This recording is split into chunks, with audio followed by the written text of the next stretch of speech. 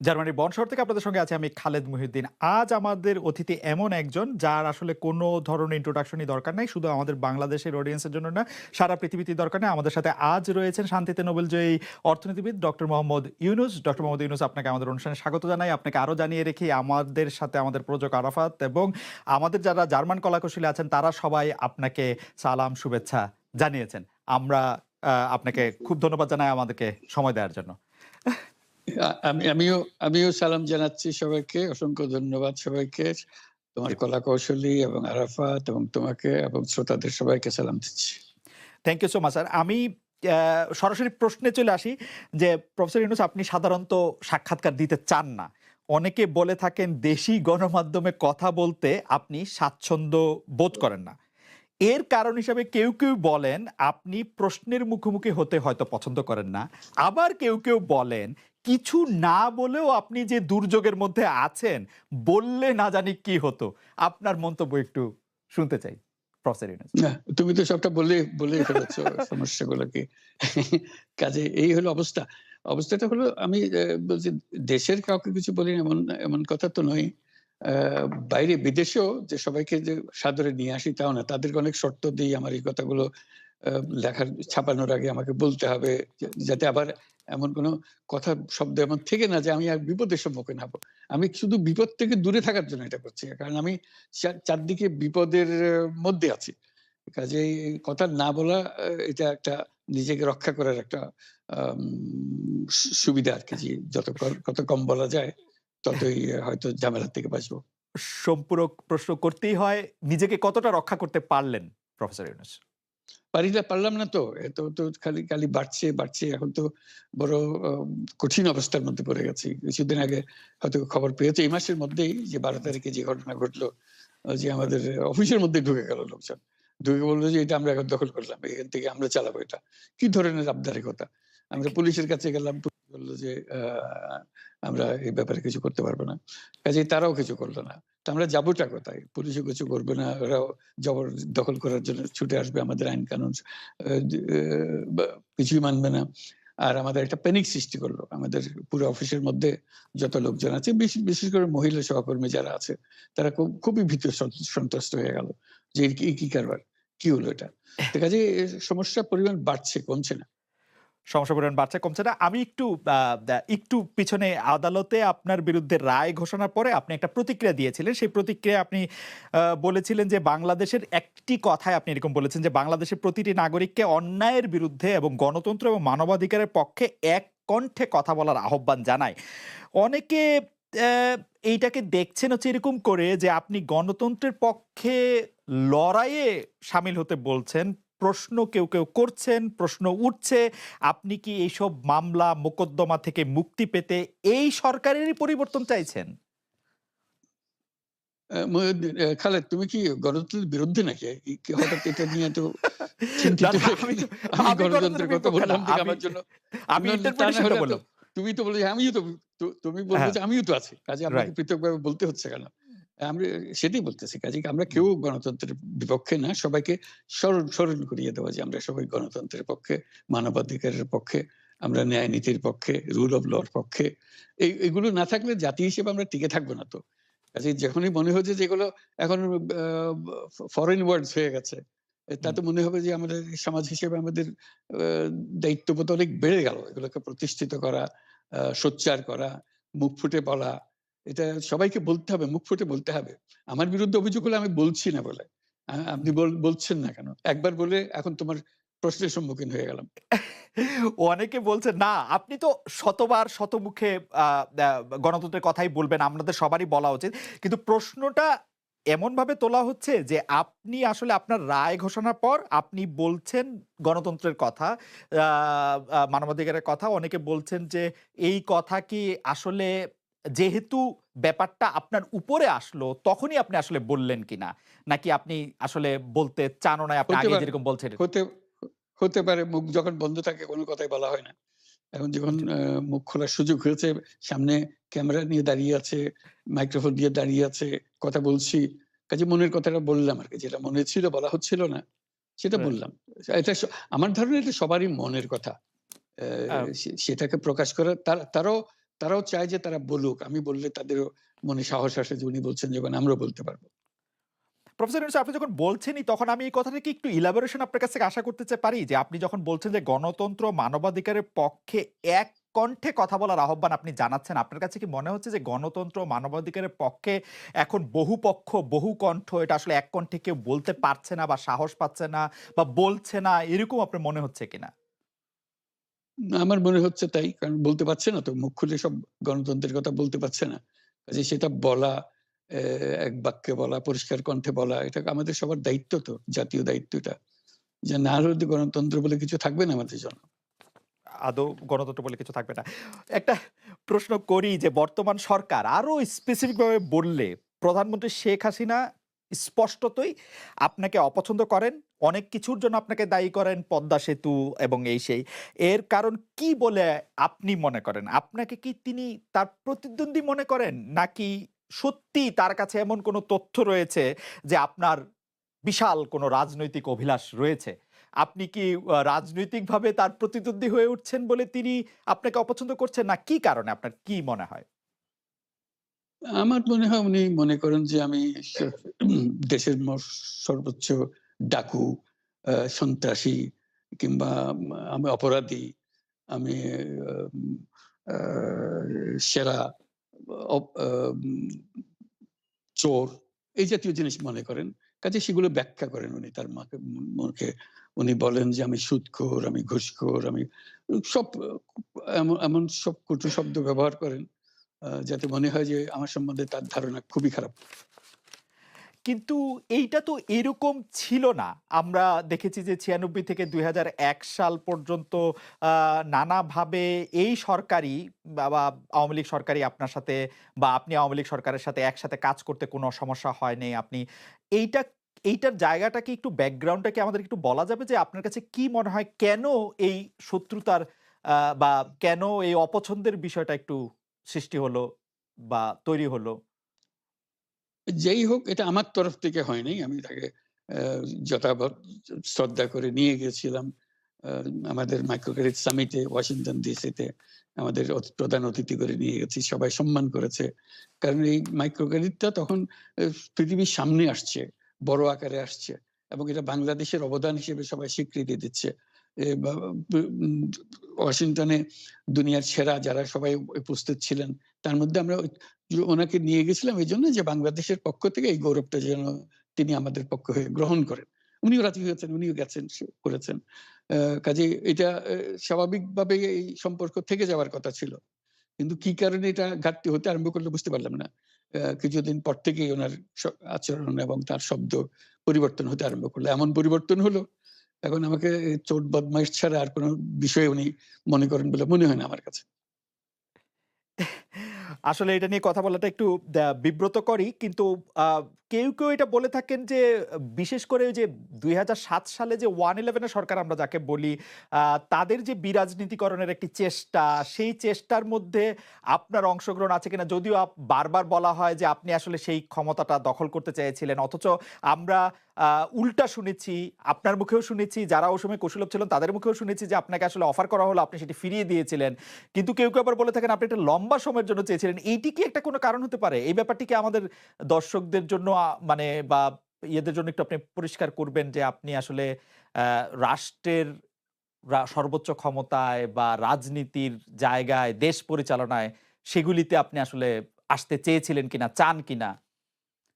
বা ওই জায়গা থেকে আ যদি চাইতাম, খালেদ যদি চাইতাম তখন যখন মিলিটারি আমার বাসায় এসে বসে রইল সারারাত আমাকে রাজি হুম। করানোর জন্য। আমি তো লুফে নিতাম। রাজি করানোর জন্য বসে থাকতে হবে কেন? আমি যদি ক্ষমতায় চাইতাম বলে যে, "আর চলেন কি করতে কি কোন জামাটা পড়তে হবে দেখিয়ে দেন এখনই যাচ্ছি।" আমি তো সেটা করিনি। তাদের সঙ্গে তর্ক করেছি, সারারাত ধরে তর্ক করেছে। যে, "না ভাই আমাকে দিয়েন না। আমি এই কাজের উপযুক্ত না।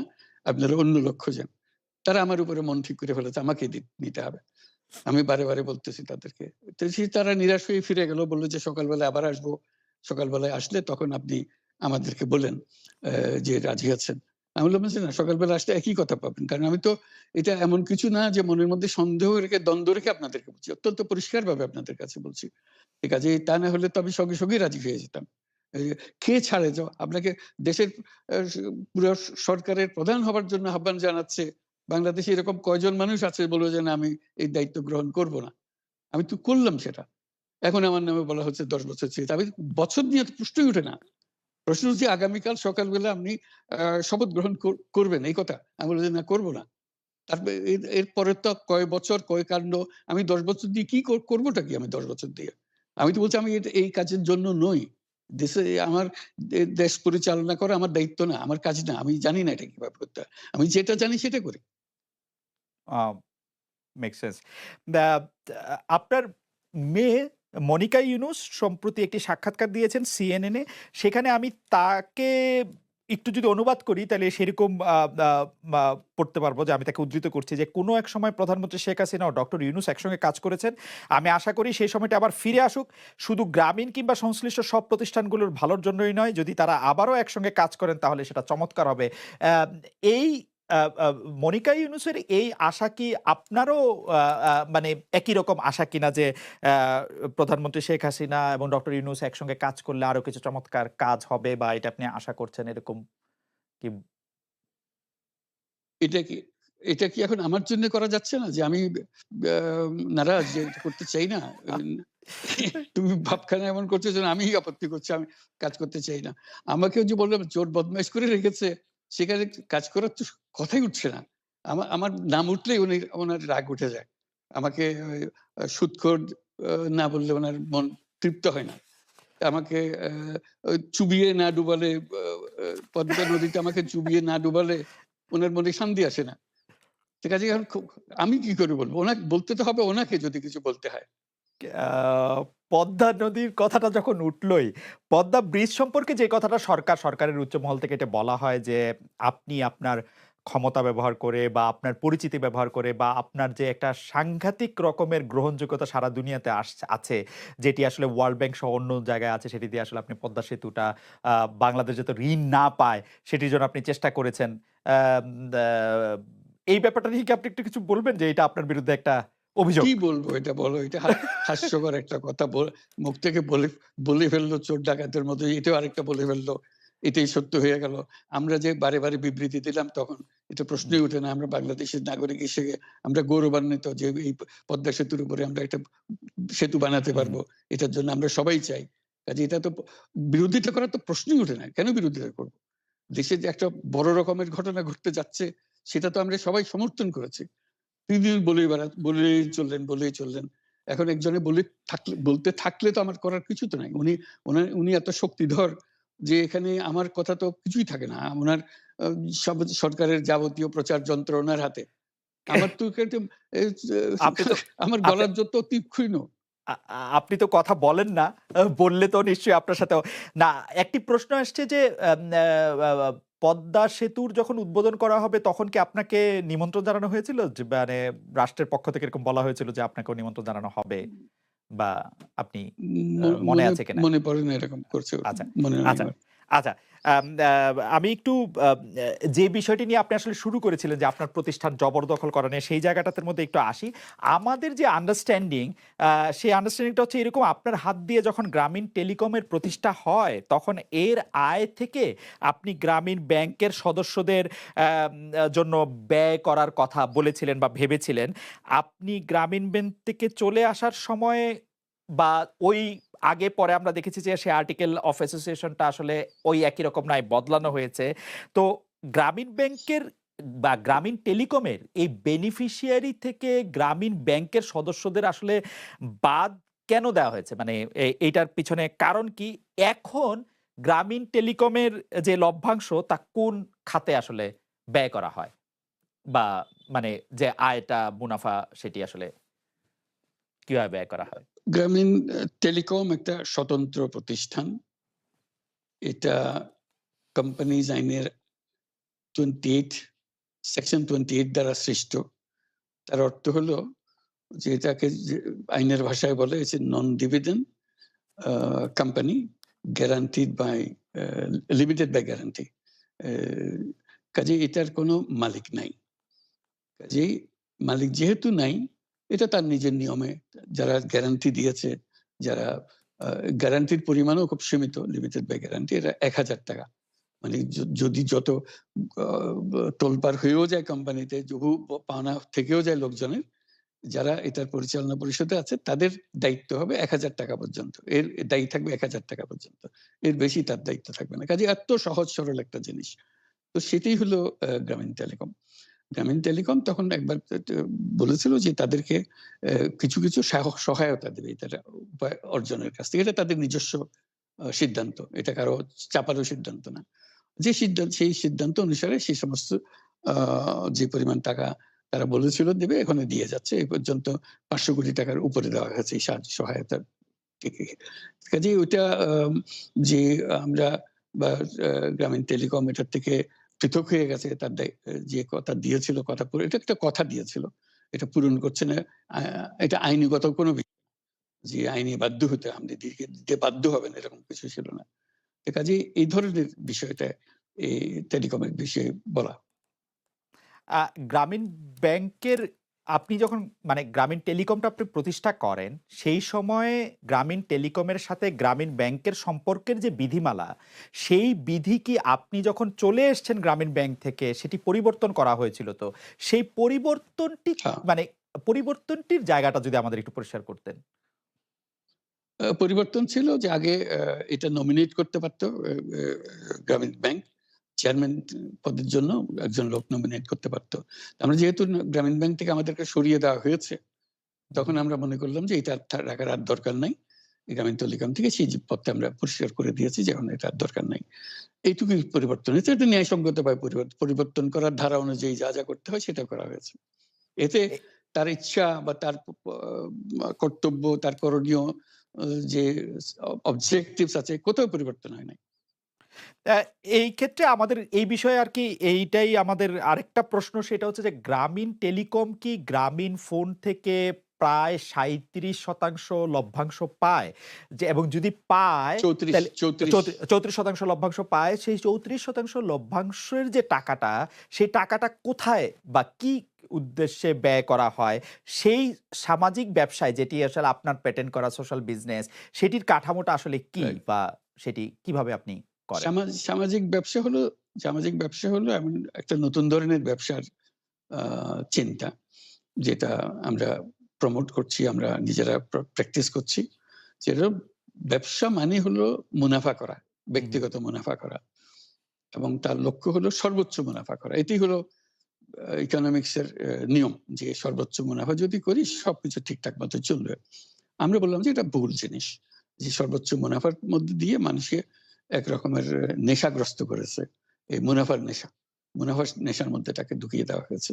এই মানুষকে এই মুনাফার নেশাগ্রস্ত মানুষ হিসেবে এটা আমরা কল্পনা করতে পারি না। আমরা বলছি যে এটা মুনাফা সে করবে, মানে সর্বোচ্চ মুনাফা করবে কিন্তু অন্য ধরনেরও ব্যবসা আছে। এখন শুধু এক প্রকারের ব্যবসা আছে। যে ব্যবসাতে শুধু মুনাফা সর্বোচ্চকরণ। এটাই হুম, হলো নির্দিষ্ট নিয়ম। আমরা বলছি আরেক রকমের ব্যবসা যেটা হলো মানুষের সমস্যার সমাধান করা। মুনাফার জন্য কোনো রকমের ইচ্ছা তার না থাকা। মুনাফা বিহীনভাবে কোনো ব্যক্তিগত মুনাফা না নিয়ে অ্যা হুম। শুধু সমস্যার সমাধানের জন্য ব্যবসা করা। এটাকে আমরা বলছি সামাজিক ব্যবসা। এই অর্থ দিয়ে আমরা সামাজিক ব্যবসাগুলো প্রতিষ্ঠা করছি। একটার পর একটা সামাজিক ব্যবসা প্রতিষ্ঠা করছি। যে কারণে আমরা এটার মধ্যে শরিক হয়েছিলাম। যে আমরা পুরো গ্রামীণ ফোনকেই সামাজিক ব্যবসা করার চেষ্টা করেছিলাম। হুম, সেটা টেলিনরকে আমরা রাজি করাতে পারিনি। কাজেই টেলিনর বলছে যে, "না আমরা ব্যবসা করব।" তো কাজেই আমরা ওটা না পেরে শুধু গ্রামীণ টেলিকম টেলিকমকে আমরা সামাজিক ব্যবসা হিসেবে রেখেছি। এর থেকে যে মুনাফা হয়, মুনাফার সমস্ত টাকা এই বিভিন্ন সামাজিক ব্যবসা সৃষ্টির কাজে ব্যবহৃত হয়। এখনো তাই হচ্ছে। অ্যা উম আ গ্রামীণ টেলিকমের যে আয় মানে অর্থাৎ ৩৪% ফ্রম গ্রামীণ ফোন তো সেটার বিভিন্ন সামাজিক ব্যবসার ক্ষেত্রে আপনি এটি ব্যবহার করছেন। আমাদের আরেকটি প্রশ্ন এরকম আসে যে এই যে সামাজিক ব্যবসা আপনি কোনটা শুরু করছেন বা কিভাবে শুরু করছেন বা কোনটা চালু করছেন, কোনটা চালু রাখছেন সেই সিদ্ধান্ত আ নেয়ার প্রক্রিয়াটা সম্পর্কে আমাদের বলবেন? কেউ বলে থাকেন যে ডক্টর মোহাম্মদ ইউনূস একজন ভিশনারি একজন আ বা স্বাপ্নিক তিনি যেভাবে চান সেভাবেই সেটি হয়ে থাকে আসলে। অন্য কারো খুব বেশি কিছু বলার বা কওয়ার থাকে না। বা প্রক্রিয়া বা যেটি আমরা বলি এরকম মানুষ কি শুধু আমাকেই দেখছেন? আর দেশে আরো এরকম মানুষ আছে যারা যে কথা বলে সেটাই হয়, সবাই মেনে নেয়। না, আপনার ক্ষেত্রে এটা হয় এটা কিনা এটা তো সেটা আমরা এটা তো আপনার ভিন্ন ক্ষেত্রে জিনিস। সেটা হয় না। আপনার ক্ষেত্রে সেটা হয় কিনা যে হতে মানে পারে। আমার ক্ষেত্রে যদি এটা কনভিনসিং মনে হয়, বোর্ড যদি সেটা গ্রহণ করে, এটা জি, বোর্ডের সিদ্ধান্ত। আমি যত আচ্ছা। কথাই বলি না কেন, শেষ হু, হু। পর্যন্ত এটা মিনিটস এ লেখা হবে যে এটা বোর্ডের সিদ্ধান্ত। ওকে। যে বোর্ড সিদ্ধান্ত নিয়েছে বলে এটা গ্রহণ করা। এটা এই কার গলার জোর বেশি, কার ক্ষমতার জোর বেশি, কার চিন্তার জোর বেশি, এ এগুলো ভিন্ন জিনিস। এগুলো আইনে দেখে না। আইন দেখে যে বোর্ডের সিদ্ধান্ত কিনা। এই আপনার সামাজিক ব্যবসার যে মডেল যেটার কিছুটা ইন্ট্রোডাকশন আপনি আমাদের দিলেন সেটা সারা পৃথিবীতে অনেক জনপ্রিয় হয়েছে। অনেক জায়গাতেই আমি এটা নিয়ে অনেক ধরনের আলোচনা শুনি। কি ইউনিভার্সিটিতে, কি রাজনৈতিক অঙ্গনে। আপনি যে সামাজিক ব্যবসাগুলির সাথে ওতপ্রোতভাবে নিজেকে এখনো জড়িয়ে রাখছেন, আমাদের দর্শকরাও অনেকে জানেন যে ডক্টর মোহাম্মদ ইউনূস আসলে এখন আ মানে বয়সটা বলা কিরকম, তারপরেও বলি যে তিনি আসলে ৮০ পেরিয়ে আসছেন। এখনো তিনি আ অনেক তরুণ, অনেক উদ্যমী এবং যে ব্যবসাগুলি তিনি করছেন আমাদের জানার আগ্রহ হচ্ছে সেই ব্যবসাগুলি কেমন করছে? মানে আপনি যেভাবে চিন্তা করছিলেন আ মুনাফার দিকে বা আম আ উদ্যোগ হিসাবে আ সবার কল্যাণের দিকে সেইটা আপনি কতটা নিজেকে স্যাটিসফাইড মনে করেন এই ব্যবসাগুলি কিরকম করছে? আমি খুব উৎসাহিত বোধ করি যে এটা সারা দুনিয়া থেকে যে প্রবল সাড়া পাচ্ছি এটার জন্য।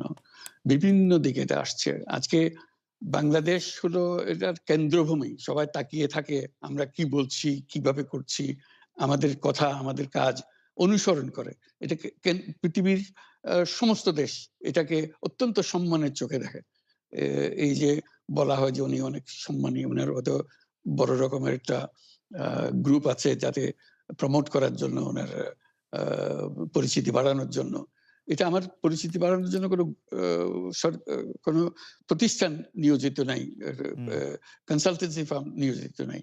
আমার এটা হলো যে কথাটা বলি সেটা মনে লাগে, মনে দাগ কাটে। যেমন একটা হুম, উদাহরণ দেই। মাঝখানে একটা কথা শুরু করলাম, এটা খুব ইন্টারেস্টিং। যে বললাম যে এই যে আমাদের স্পোর্টস, হুম, খেলাধুলা, হুম, এটার একটা প্রচন্ড রকমের সামাজিক শক্তি আছে যেটা আমরা অবহেলা করি এবং কথাটা হচ্ছে বাংলাদেশকে কেন্দ্র করে। আমি বলি যে বাংলাদেশে যখন আমাদের ফুটবল কাপ ওয়ার্ল্ড কাপ হয়, বাংলাদেশের গ্রামে গঞ্জে শহরে বাড়িতে নানা দেশের পতাকা ওড়ে। আমার কাছে মজা লাগে। এত দেশের পতাকা ওড়ে। হুম, গ্রামে যারা চেনে না, জানে না এরকম দেশের পতাকা ওড়ে। শুধু তাই নয়, তার একটা নিজস্ব ফেভারিট ক্লাব আছে। যে টিমও ক্লাবের জন্য থাকে। সে জান দিয়ে দিতে চায়। জি। এক্কেবারে উদ্বিগ্ন থাকে কি হচ্ছে না হচ্ছে। জিতলে কিরকম জয়কার হয়ে যায়। আর হারলে কিরকম কান্নাকাটির রোল পড়ে যায়।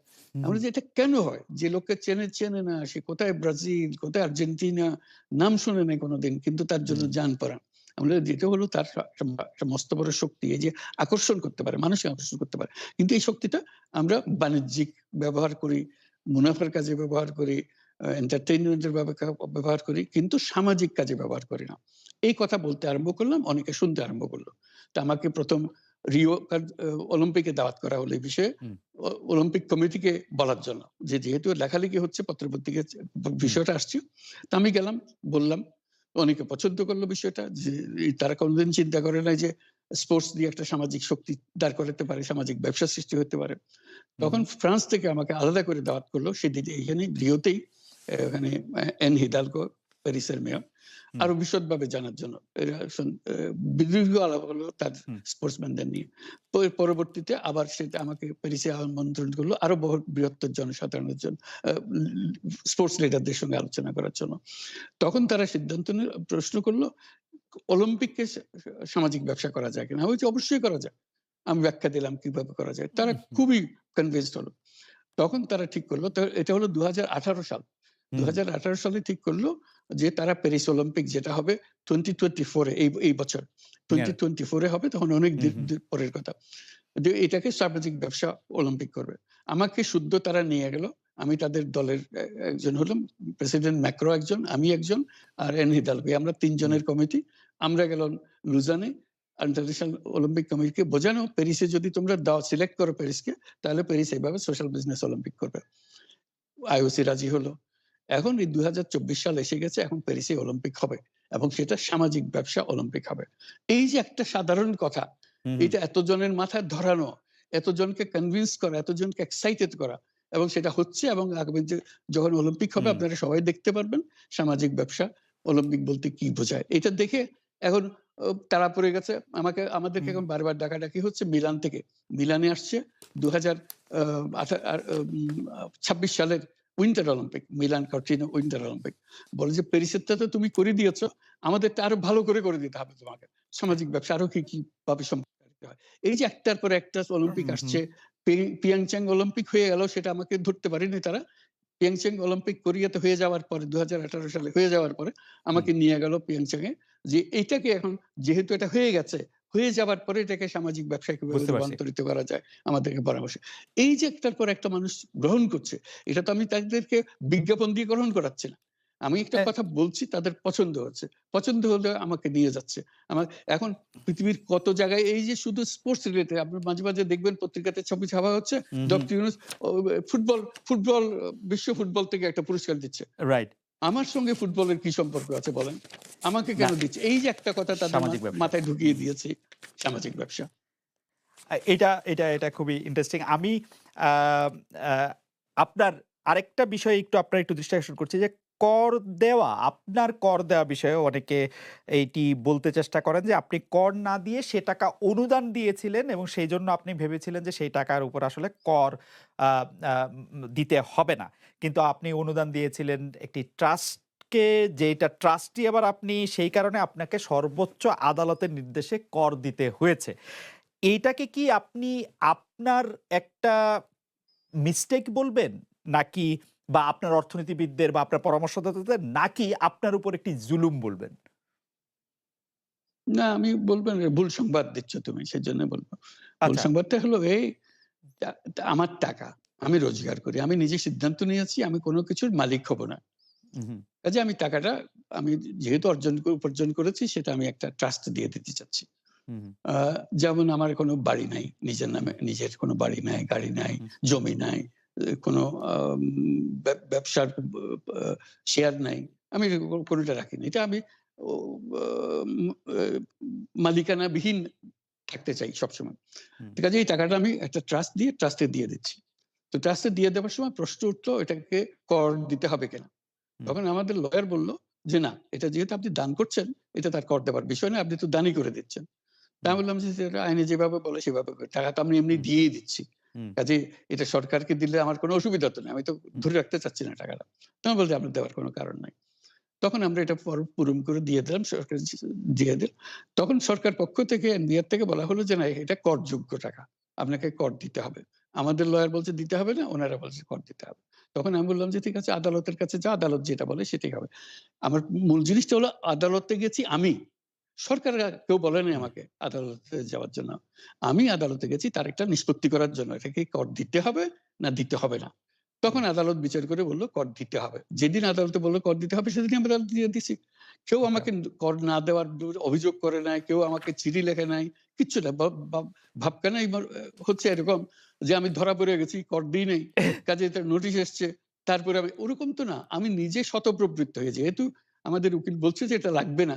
আর হুম, সরকার বলছে লাগবে। তা আমি বললাম যে, "তাহলে নিষ্পত্তি করার জন্য আদালতের কাছে পরামর্শ চাও।" আদালতের কাছে পরামর্শ চেয়েছে। আদালত দিয়েছে, পরামর্শ দিয়েছে আপনাকে দিতে হবে। যেইমাত্র বলছে দিতে হবে, সঙ্গে চেক করে দিয়ে দিয়েছে। ২৪ ঘন্টার মধ্যে দিয়ে দিয়েছে। এই আ এটার টাকার উপর তো আমার লোভ নাই। এই টাকা হুম। ধরে রাখার জন্য তো আমি দিইনি। আমি দান করে দিচ্ছি। ট্যাক্স দিতে হবে কি দিতে হবে না, এটাই ছিল বিবেচ্য বিষয়। এবং সেটাই আমি প্রার্থনা করেছি। কেউ সরকার পক্ষ থেকে আমাকে একটা চিঠি লেখে নাই। মানে আদালতের অনেকগুলি পর্যায়ে আপনার আইনজীবীরা এই টেক্সটটা যে আপনার উপরে অ্যাপ্লিকেবল না সেটা বলতে চেষ্টা করেছেন। সেজন্য মনে হয় যে আপনি না, এটা কোন নিয়ে আসলে পর্যায়ে না। একটাই পর্যায়ে। একটাই পর্যায়ে। শুধু একবারই হয়েছে, একবারই হয়েছে। উম আর আ বাকিটা হলো এনবিআর আমাকে চিঠি দিচ্ছে যে আপনার কর দিতে হবে। আ ওকে, আমাদের কোয়াসি প্রশ্ন জুডিশিয়াল। হচ্ছে কর দিতে হবে কিনা, সেটা আমরা আচ্ছা, করের জন্য আদালতে গিয়ে। আচ্ছা। ঠিক আছে। আমি আ এটা কর ফাঁকির বিষয় না। হুম, বাপখানে এটা কর ফাঁকি দিচ্ছেন উনি। উনি ফাঁকি দিচ্ছেন না। উনি চেষ্টা করলে জানতে চাচ্ছে আইনটা কি? এটুকু জানতে চাচ্ছি শুধু। আচ্ছা, আইন আদালত প্রসঙ্গে আমি তো আমি তো আমার রিটার্ন এ পরিষ্কার বলেছি আমি যে টাকা দেই নাই, এইভাবে দিলাম, আপনাদেরকে জমা দিলাম। ওরা বলছে যে না, এখানে কর দিতে হবে। তারপর প্রশ্ন হুম, উঠল। এটাই হলো বিষয়টা। মানে আপনি জানানোর পরে প্রশ্নটা উঠেছে যে আসলে আপনাকে কর দিতে হবে। মানে আপনি যখন জানিয়েছেন দিতে হবে স্বতঃপ্রণোদিত এবং আমি হয়ে দিয়ে তারপরে দিয়েছি। আমি এবং আমি হ্যাঁ, আমি জানতে চেয়েছি এবং সেটা আমাকে জানিয়েছে। আমি তো কর দিয়ে দিয়েছি। এটা আ কর ফাঁকির কোনো বিষয়ই না। যেভাবে বলা হচ্ছে উনি কর ফাঁকি দিচ্ছেন, ধরা পড়ে গেছেন। ধরা কিসের জন্য পড়বেন? উনি তো টাকা নিজের কাছে রাখতে চাচ্ছেন না। আ আ ওই নিজের বিষয়টা টাকা দিয়ে দিচ্ছেন।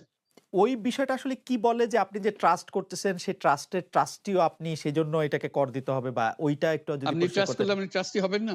আপনি কি ট্রাস্ট করেছেন কোনদিন? না মানে যে ট্রাস্ট করে সে তো ট্রাস্টি হয়। রাইট, সেজন্যই তো ট্রাস্ট করে সে। রাইট। তো ট্রাস্টটা করে কি জন্য? তো মানে এইটা কি এরকম একটা বলা মানে কেউ যে বলতে চেষ্টা করে যে আ আপনার টাকাই একটু আপনি অন্যভাবে আপনার কাছে রাখলেন বা এইটা মানে তাদের হয়তো আমার টাকা আমি রাখলাম না দিয়ে দিলাম। আমার কাছে তো ছিল টাকাটা। রাইট। আমি দিয়ে দিলাম যাতে আমি এটা নিজের কাজে ব্যবহার করতে না পারি। ওখানে বলা আছে কি কাজে ব্যবহার করা হবে। আমি স্বতঃপ্রবৃত্ত হয়ে আমার টাকা একটা ট্রাস্ট করে দিয়ে দিলাম যেটা এইভাবে হবে। যাতে করে হুম, আরো হুম, একটা বিষয় আছে। হুম, হুম। আমার উত্তরসূরিরা, আমার যারা বংশধর হবে তারা এই টাকা হাত দিতে পারবে না। আচ্ছা। মানে কারণ এটা আমার টাকা না। এটা ট্রাস্টের টাকা। এটা আপনার ওয়াসিয়ত। আচ্ছা, আম আমি আ আরেকটা প্রসঙ্গে আসি যে শান্তিতে নোবেল পুরস্কার বিজয়ী ডক্টর মোহাম্মদ ইউনূসের মানে আমি শিরোনামটার অনুবাদ পড়ছি। ধারাবাহিক বিচার বিভাগীয় হয়রানি এবং কারাদণ্ড নিয়ে উদ্বেগ প্রকাশ করেছেন ১২৫ নোবেল বিজয়ী সহ ২৪২ বিশ্ব ব্যক্তিত্ব। তো তারা ওই যে খোলা চিঠি যেটি প্রধানমন্ত্রী শেখ হাসিনার কাছে লেখা হয়েছে সেইখানে এক পর্যায়ে তিনি বলেছেন যেটাতে আমি আসলে অনুবাদটা পড়ছি। মূল চিঠিও আমার কাছে আছে। এক পর্যায়ে তারা এটা বলছেন, ফৌজদারি মামলার রায়ে অলাভজনক সংস্থা গ্রামীণ টেলিকমের ৮৩ বছর বয়সী নির্বাহী ক্ষমতাহীন ও অবৈতনিক চেয়ারম্যান অধ্যাপক ইউনূস সহ প্রতিষ্ঠানটির ৪ বোর্ড সদস্যের কারাদণ্ড দেওয়া হয়েছে। এটা স্পষ্ট যে প্রাসঙ্গিক আইনে গ্রামীণ টেলিকমকে কেবল অল্প জরিমানা করা যেত। এটি আপনাকে কেন জানতে চাইছি যে, যে বিষয়টি নিয়ে মামলা উদ্ভব হয়েছে, আপনার কাছে আপনি কি আপনার বন্ধুদের সাথে একমত যে আসলে মানে দণ্ডের হেরফের করা যেত কিন্তু বিষয়টা আপনার ভুল বা আম আ মানে অল্প জরিমানা করা যেত দিয়ে আসলে তারা কি বুঝাতে চাইছেন বা তারা কি বলতে চাইছেন? আপনি তার সাথে আসলে একমত কিনা যে দণ্ডটা বেশি হয়ে গেছে? এটা বিচার বিভাগ ঠিক করবে, আইনজ্ঞরা ঠিক করবে এবং ওরা কার সঙ্গে পরামর্শ করে আমার যারা শুভানুধ্যায়ী যারা দিয়েছেন তারা কার সঙ্গে পরামর্শ করেছে তাদের ব্যাপার। এটা নিয়ে আমার বক্তব্য কিছু নাই। ওই যে ৪ জনের কথা বলেছেন যে ৪ হুম, জনকে আসামি করেছে। এটা একটা মজার জিনিস। হুম, আমরা তো বোর্ডে ৭ জন। হুম, যদি বোর্ডের বিরুদ্ধেই এটা হয়ে থাকে, এই ৪ জন কেমনে বাছাই হলো? হুম, এটা একটু চিন্তা করে দেখেন। কারণ করতে হলেও সারা বোর্ড এটার জন্য দায়ী হবে। কারণ যারা বোর্ড মেম্বার আছে সবাইকে এর মধ্যে থাকতে হবে। সরকার আ আদালতে গেছেন ৪ জনের বিরুদ্ধে। আর বাকি হুম। ৩ জন মাফ। কারণটা কি? আ সেটি একটি প্রশ্ন বটে। কিন্তু আ আমি যখন আম এই renew call for justice for professor Yunus এটি পড়তেছিলাম, তখন আমার কাছে মনে হচ্ছিল যে তারা কেন এই কথা বলতেছেন যে এটাতে আসলে কিছু কম দণ্ড দেয়া যেত। আ আ এত বড় দণ্ড দেওয়া উচিত হয় নাই। তার মানে কি এই প্রশ্নটি আসে যে আসলে যে অপরাধ আপনি যেটাতে বলেছিলেন যে যে দোষ করেনি সেই দোষের শাস্তি পেলাম। সেই ক্ষেত্রে কি তারা মনে করছেন যে আপনি আসলে দোষই করেছেন? যে শুধু দণ্ডটা বেশি হয়ে গেছে? এটা আমি তাদের ব্যাপার। আমি আমারটা বলেছি। আমি বলছি আমি তো অপরাধ করি নাই। আচ্ছা, আপনি আপনি এবং আপনি এটাই হু, হু। যদি অপরাধ হয় তো বাংলাদেশে কোন ব্যবসা তো টিকতে পারবে না আম এই আ অপরাধে। এইটাও এই যদি সব একটু সব বোর্ডে বোর্ডে বোর্ডে আপনি কোন লোক আনতে পারবেন না এখন। কারণ বোর্ডে আপনি সিদ্ধান্ত দিচ্ছেন নীতি সংক্রান্ত। একটা নীতি নির্ধারণ করার জন্য। বোর্ড হলো হুম, নীতি নির্ধারণের জন্য হুম, সিদ্ধান্ত দেয়। এখন কোথায় কি টাকা দিছে না কার পাওনা টাকা হুম। ফেরত দিছে না নেয়া হয়নি ইত্যাদি। এর জন্য যদি বোর্ড সদস্যকে এসে ধরি হয় তাহলে কেউ তো বোর্ডের সদস্য হতে চাইবে না। বোর্ডের সদস্য হতে তার পাওয়ার কি আছে? এখানে তো ১ পয়সাও পায় না সে। এই বোর্ডের সদস্য হয়ে। আ এখন খামোখা জেল হাজতে যাওয়ার দরকারটা কি তার? এই কথা কি সত্য এটা যে আইনটা কি ধরনের হলো? এ কথা কি সত্য যে বাংলাদেশে বল এরকম একটা আইন আছে যেই আইনের মধ্যে হচ্ছে মুনাফা করলে তার ৫% আপনার আসলে শ্রমিকদের মধ্যে বন্টন করে দিতে হবে। এটা সবার জন্য সমানভাবে সত্য। যেইটা আসলে আম আ এই কোম্পানিগুলি বা আপনার আ প্রতিষ্ঠিত প্রতিষ্ঠানগুলি মানে নাই বা গ্রামীণ টেলিকম মানে নাই। এটা কি আসলে সত্য? ওইটা একই ব্যাপার আপনি যে বললেন কোম্পানি যারা টাকা রোজগার করে প্রফিট নেয়। আমাদের প্রশ্নটা সরকারের কাছে বা আদালতের কাছে আমাদের প্রশ্নটা ছিল, যে কারণে আমরা আদালতে গিয়েছিলাম। প্রশ্নটা আমাদের তো এটা সেকশন 28 কোম্পানি। এখানে কোনো মালিক নাই। এখানে মালিকও মুনাফাও নেয় না।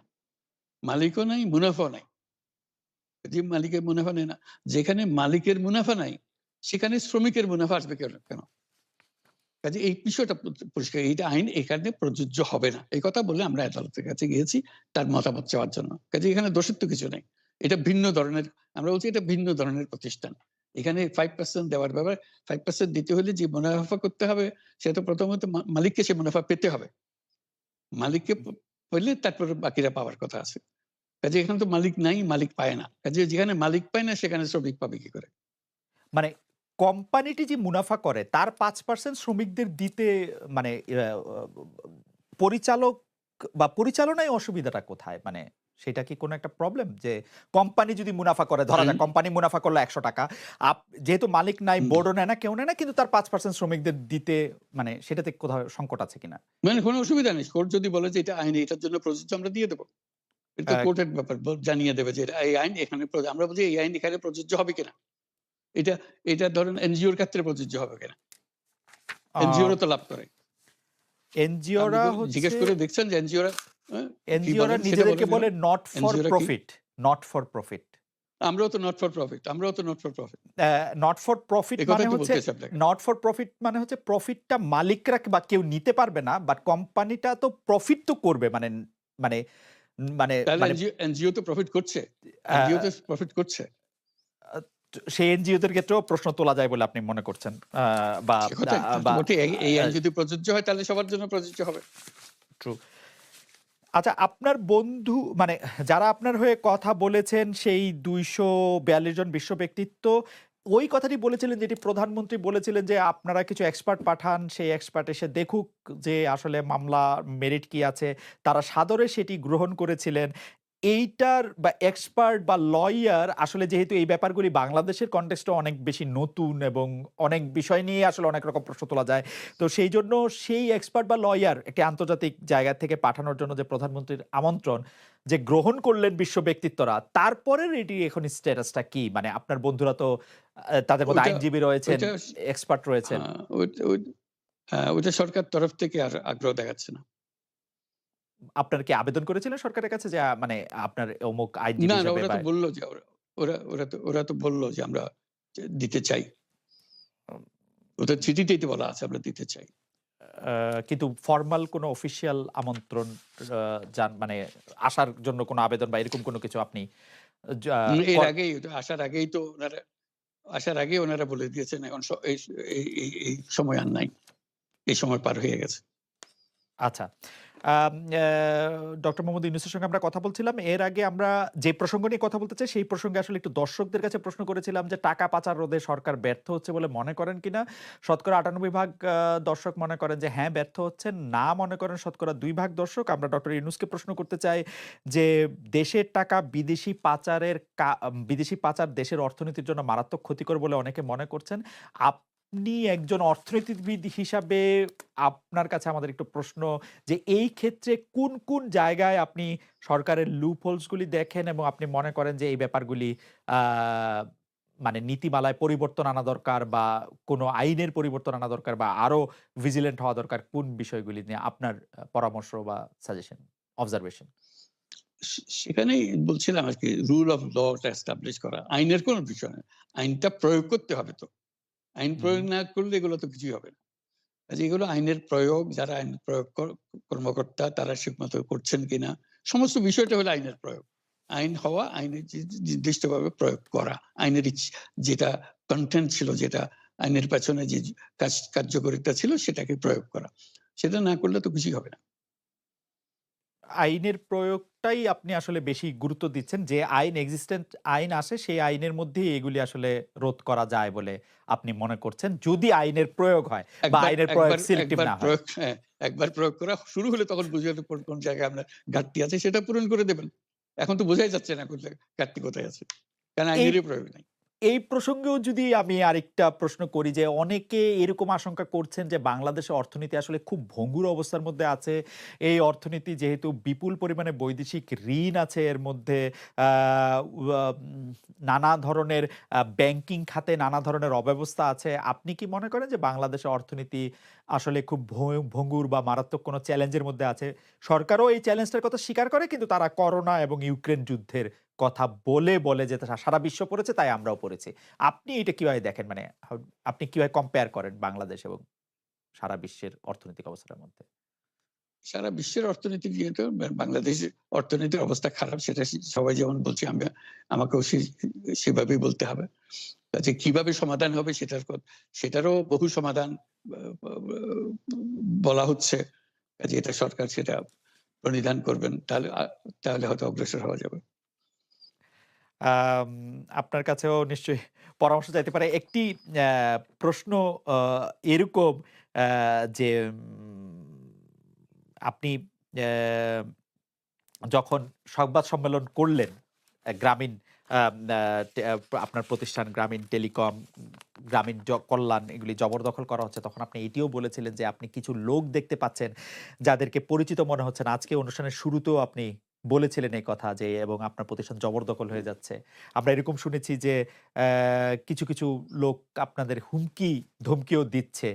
পুলিশের কাছে আপনি সাহায্য চাচ্ছেন। পুলিশ খুব বেশি আমল করছে না কথাটা। অন্যদিকে পাল্টা একটা সংবাদ সম্মেলন করে বলা হচ্ছে যে তাদের রাইটফুল এটা আমাদের জন্য একটু বলবেন যে এখনকার পরিস্থিতিটা আসলে কি আপনার জন্য? বা আপনার গ্রামীণ টেলিকম বা আপনি যেখানে আছেন সেখান থেকে আপনি আসলে এটা কিরকম দেখছেন? আ আমরা মানে ভয়ের মধ্যে ভৌগোলিক আছি। অবস্থানে। জি। আমরা আমরা ভয়ের মধ্যে আছি যে এখানে আমাদের আ বিল্ডিং এর সামনে একটা দলীয় একটা সভা, যেখানে আমাদের বিরুদ্ধে আ স্লোগান দিচ্ছে। এখানকার ছাত্রদের নিয়ে এসে তাদেরকে আমাদের ঘেরাও করে রাখছে। আমাদের বিল্ডিং ঘেরাও করে রাখছে। কাজেই আমরা খুবই সংকটময় অবস্থার মধ্যে আছি। এটা জানান দেওয়ার, আপনাদের সবাইকে জানান দেওয়ার। আমরা খুব সহজ অবস্থার মধ্যে নাই। অ্যা অনেকে এই কথা বলে থাকেন প্রফেসর ইউনুস যে আপনি তো ইচ্ছা করলে এই পৃথিবীর যেকোনো দেশে সেটেল করতে পারতেন। পৃথিবীর যেকোনো দেশের হয়েই আপনার যে আইডিয়া গুলি সেগুলি আপনি ডিসেমিনেট করতে পারতেন। তারপরেও আপনি বাংলাদেশে থাকছেন, বাংলাদেশে থাকাটাকেই আপনি আ মানে আমি যদি বলি আপনার জন্য নির্ধারণ করছেন। সেটি কারণ আপনি চাইলেই সেটি সম্ভব। সেটি কি আপনার জন্য দিন কঠিন হয়ে যাচ্ছে বা আপনি এটি কেন করছেন? বা মানে আপ অনেকে বলছেন যে আপনি আপনি আসলে কি হ্যাঁ, আপনার কাছে জানতে চাইছি যে আপনি তো আসলে দেশে থাকেন, বিদেশে থাকেন মানে আপনার ভৌগোলিক অবস্থানটা তো আসলে আপনার আইডিয়া গুলির জন্য খুব বড় বাধা না। মানে আপনাকে বাংলাদেশেই কেন থাকতে হবে? এটা অনেকে প্রশ্ন করেন যে মানে আপনি বাংলাদেশে থাকাটাকেই কেন প্রেফার করেন? তুমি কি বলছো আমি দেশ ছেড়ে চলে যাই? না আমি বলছি আমি এমন জানতে এম বাংলাদেশী মানুষ তো এম এরকম ভাবে এম যে দেশ থেকে যে চলে যেতে এমন পারে সে খুব এমন চলে যায়। না, এ এমন কুসন্তান হলাম দেশের জন্য। এখন জি। পরামর্শ দিয়ে আপনি দেশ ছেড়ে চলে যান। এই অবস্থা হলো আমার? না, আমি তো না, না। মনে করি না আমার এই অবস্থা হয়ে আছে যে আমি দেশেরই সন্তান, এই দেশেই থাকবো। দেশের জন্য যে কাজ করি সেটাই করব। এটা যতদিন আমি বেঁচে আছি সেটাই করে যাব। আমাকে বিভিন্ন দেশ থেকে আহ্বান জানায়, আমি যে কেন হুম, ওখানে দেশে থাকছেন? আজকেও একটা হুম, নতুন দেশ থেকে আহ্বান হুম, পেলাম। বলে আমরা হুম, সব ব্যবস্থা করে দেব। এটা আরেকটা নতুন দেশ যোগ হলো আছেই। হুম। কিন্তু আপনি অ্যা আ আ আপনি বাংলাদেশেই থাকতে চান এবং আমাদের কাছে যেটি মানে আমরা সাংবাদিক হিসেবে আপনাকে প্রশ্ন করতেই হয়। আপনি দেখেছেন যে আপনার প্রতিষ্ঠিত গ্রামীণ ব্যাংকের একটি সংবাদ সম্মেলন হয়েছে। সেই গ্রামীণ ব্যাংকের সংবাদ সম্মেলন থেকে আপনার বিরুদ্ধে যে অভিযোগ করা হয়েছে, সেই অভিযোগ মানি লন্ডারিং এর। সেই অভিযোগের ক্ষেত্রে তুমি বলা যে হয়েছে বললাম যে আমি তো আমি জি, আমি হলো মানে সবচাইতে মানে ডাকু বাংলাদেশে। জি। সবচাইতে বড় ডাকাত এদেশে। কাজেই সেই হিসেবে একটু সবাইকে জানান দেওয়া হচ্ছে। সেই হিসাবে আমি পরিচিত হয়েছি। আমি সবচাইতে বড় ডাকাত। আমি হুম। সবচাইতে সাংঘাতিক আ ব মানুষ, যে দেশের সর্বনাশ করে যাচ্ছি। সেইভাবেই পরিচিত হয়েছি। পরিচয় দিচ্ছে আমার। আপনি আমাদের একটু বলবেন যে আপনি বাংলাদেশের জন্য বা আপনার পরবর্তী লক্ষ্যগুলি কি সারা পৃথিবীর জন্য? আপনি তো শুধু বাংলাদেশ নিয়ে ভাবেন না যে আপনি আসলে কি করতে চান বা কেমন দুনিয়া চান বা কেমন বাংলাদেশ চান সেটা আপনার কি লক্ষ্য এই মুহূর্তে? ওই যে বললাম যে এটাই হলো আমাদের স্বপ্নের বীজতলা। যেগুলো যে আমাদের স্বপ্নগুলো একটা আসে, একটা নতুন আইডিয়া আসে। সেটা একটা হুম, বীজতলা। এটা আমরা ট্রাই করে দেখি, একটা ছোট আকারে করি। এটা সফল হলে আরেকটু বড় আকারে করি। এটা বাংলাদেশই করি। একবার সফল হলে সারা দুনিয়া এটা লুফে নেয় নেওয়ার হুম, জন্য। সারা দুনিয়ার লোক এখানে আসে, আমাদের লোককে নিয়ে যায়। এভাবে কাজকর্ম করছি। এটা আমরা একটা এই থাকছি বাংলাদেশে, করছি বাংলাদেশে। কিন্তু সারা দুনিয়ার লক্ষ্য আমাদের দিকে। আমরা কি করছি, কি চিন্তা করছি, কিভাবে এগুলো আ পরিচালনা করছি। এবং তার মধ্যে ব্যাখ্যা হিসেবে যেটা আমরা বারবার বলছি, আমরা একটা নতুন পৃথিবী গড়তে চাই। সেই পৃথিবী হচ্ছে ৩ শূন্যের পৃথিবী। এটাও বহুবার বলা হয়েছে, তার উপরে হুম, বই লিখেছি। ৩ শূন্যের পৃথিবী কি হবে? যে জিরো কার্বন এমিশন, হুম, যেহেতু পৃথিবী ধ্বংস হয়ে যাবে এই গ্লোবাল ওয়ার্মিং এর কারণে। একে রক্ষা করতে হলে আমাদের জিরো কার্বন এমিশন অ্যাচিভ করতে হবে। কাজে এটা এমন বিশ্ব আমাদের গড়তে হবে যেটা জিরো কার্বন এমিশন এর বিশ্ব হবে। Zero wealth concentration. আমরা উন্নয়ন বলছি যে উন্নয়নের সফলতা গুটিকতক মানুষের কাছে যায়। এটা শুধু বাংলাদেশে না, সারা পৃথিবীরই অবস্থা। যে সমস্ত টাকা গুটি কতক মানুষের কাছে চলে যায়। দুনিয়ার যত সম্পদ আছে এই মুহূর্তে তার 90% যে সম্পদ এটা হয়তো ৫% লোকের কাছে। কাজে 90% 5% লোকের কাছে রয়ে গেল। এবং আগামী দিনে এটার পরিবর্তন অন্যভাবে। হুম, 90% এর জায়গায় এটা 95% হয়ে যাবে। ওই 5% এর জায়গায় এটা 3% হয়ে যাবে। অর্থাৎ লোকের সংখ্যা কমে যাবে, হুম, সম্পদের পরিমাণ তাদের কাছে অনেক বেড়ে যাবে। এটি হলো বর্তমান অর্থনীতির কাঠামো। আমরা বলছি যে এই কাঠামো যতদিন থাকবে এই পৃথিবী টিকতে পারবে না। আরেকটা হলো জিরো আনএমপ্লয়মেন্ট। বিশেষ করে আমরা যেটা জোর দিয়ে বলি সেটা হলো যে এই যে আর্টিফিশিয়াল ইন্টেলিজেন্স এটা পৃথিবীকে ধ্বংস করে দেবে। কাজেই তার আগে আমাদেরকে ঠিক করতে হবে টেকনোলজিকে আমরা কতদূর নিয়ে যাবো, কোথায় সীমারেখা টানবো এটা ঠিক করতে হবে। সেই পৃথিবীর নাম দিয়েছি আমরা ৩ শূন্যের পৃথিবী, ৩ ওয়ার্ল্ড। আমরা একটা পৃথিবী গড়তে চাই যেখানে এই যে zero wealth concentration, zero unemployment এবং জিরো ওয়েলথ আর্টিফিশিয়াল সরি আ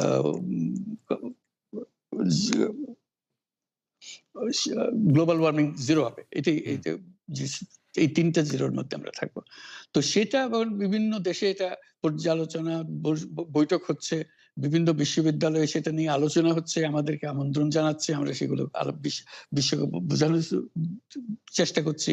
এটার বড় নিয়ামক হবে সোশ্যাল বিজনেস। এই সোশ্যাল বিজনেস এর মাধ্যমে এগুলো করা যাবে। সোশ্যাল বিজনেস সঙ্গে আসছে। সোশ্যাল বিজনেস এবং কত জায়গা থেকে কত ভিন্নভাবে এগুলো প্রসার করা হবে সেটা আমাদের উপর আমাদের দায়িত্ব হয়। আমরা এগুলো ব্যাখ্যা করি আমাদেরকে বিভিন্ন বিশ্ববিদ্যালয়ের মারফতে হয়। ১০৭ টা বিশ্ববিদ্যালয়ের এখন সোশ্যাল বিজনেস সেন্টার আছে। এটার নাম হলো সাধারণত ইউনুস সোশ্যাল বিজনেস সেন্টার নামে পরিচিত হয়। নিত্য নতুন বিশ্ববিদ্যালয়ের হুম, সঙ্গে যুক্ত হচ্ছে। সর্বশেষ যেটা কিছুদিন আগে আমরা পত্রিকায় দিয়েছিলাম যে finance university of hmm, Russia, finance university Moscow. তারা বলছে যে আমরা এখানে ইউনুস সোশ্যাল বিজনেস সেন্টার করব এবং আপনাকে একটা দায়িত্ব দিব। একটা ইন্টারন্যাশনাল অ্যাডভাইজারি কমিটি আমাদেরকে বানিয়ে দেবেন এবং আপনি সারাক্ষণ এটা তদারকি করবেন। সেটা এই সপ্তাহের মধ্যে আরেকটা বৈঠক হবে তাদের সঙ্গে জুম মিটিং হবে যে তারা অগ্রসর হচ্ছে। অর্থাৎ এটার গতি শুধু সীমাবদ্ধ কোনো বিশেষ ধরনের কাজে না। চায়না এটার একটা অগ্রগামী দেশ। যেটাতে সোশ্যাল বিজনেস নিয়ে তারা বহু পরিমাণ আ মনোযোগ দিচ্ছে। কাজেই এইটা দুনিয়ার ডানে, বাঁয়ে, উত্তর, দক্ষিণে সবার কাছে আছে। আ গ গ কাজেই সেটাকে আমরাকে তুলে ধরছি। এটার আমাদের বড় বক্তব্যটা হলো যে বর্তমান যে কাঠামোর উপরে বিশ্ব পরিচালনা হচ্ছে, সেই কাঠামো সেই বিশ্ব এটা আত্মঘাতী একটা বিশ্ব। এটা নিজেকে বিনুস বিলুপ্ত করা ছাড়া এটার কোনো গতি নাই। যে গতিতে আমরা এগোচ্ছি। কাজেই বিলুপ্ত হওয়ার আগে যদি আমরা নতুন কাঠামো করতে পারি, নতুন সভ্যতা গড়ে তোলা। এই নতুন সভ্যতা গড়ে তোলার জন্য এই সমস্ত আয়োজন হচ্ছে। সেই কারণেই এই পৃথিবীর এত ইন্টারেস্ট দেখছেন যে হুম, আলোচনা দেখছেন যে তারাও হুম, অনুভব করে যে এটার একটা রাস্তা বের করতে হবে। আমরা একটা রাইট। রাস্তা বের করেছি। এটা তাদের কাছে সম্পূর্ণ মনে হচ্ছে নাকি আরো এডিশন দরকার হবে। কিন্তু তারা এটার মধ্যে জড়িত হতে চায়, তারা করছে। তার সঙ্গে আমরা ৩০ ক্লাব। আমরা বলছি যে এটা শুধু মুখে কথা বললে হবে না, এটা কার্যে পরিণত করতে হবে। ৫ জন আ সদস্য নিয়ে ইয়ুথদের মধ্যে প্রচার করার যুবকদের মধ্যে প্রচার করার জন্য ১২ বছর বয়স থেকে ৩৫ বছর বয়স পর্যন্ত। এই হুম, বয়সের মধ্যে এই যে ৫ জন মিলে একটা ক্লাব করবে ৩০ ক্লাব। তাদের অঙ্গীকার হবে আমি ব্যক্তিগতভাবে কার্বন এমিশন জিরো করব, আমি ব্যক্তিগতভাবে ওয়েলথ কনসেন্ট্রেশনকে বন্ধ করব, আমি ব্যক্তিগতভাবে আনএমপ্লয়মেন্টকে বন্ধ করব। এটা ব্যক্তিগত। আমি এমন কিছু কাজ করব না যাতে এগুলো প্রসারিত হওয়ার সুযোগ পায়। কাজে ৫ জনে প্রত্যেকে এটা যখন সফল করবে তাদেরকে বলা হবে ৩০%। এই ৫ জন যদি ৩০% হতে পারে এবং আরো ক্লাব যদি ৩০% সৃষ্টি করতে পারে, আমাদের বক্তব্য হলো তাহলে আমরা ৩০ বিশ্ব গড়তে পারবো। কারণ পুরো জিনিসটা সৃষ্টি করছি আমরা নিজেরাই ব্যক্তিগতভাবে। এই যে ওয়েস্ট, আমরা এই যে ওয়েস্ট, প্রচুর ওয়েস্ট, আমরা বর্জ্য, এই বর্জ্যতেই আমরা শেষ হয়ে যাব।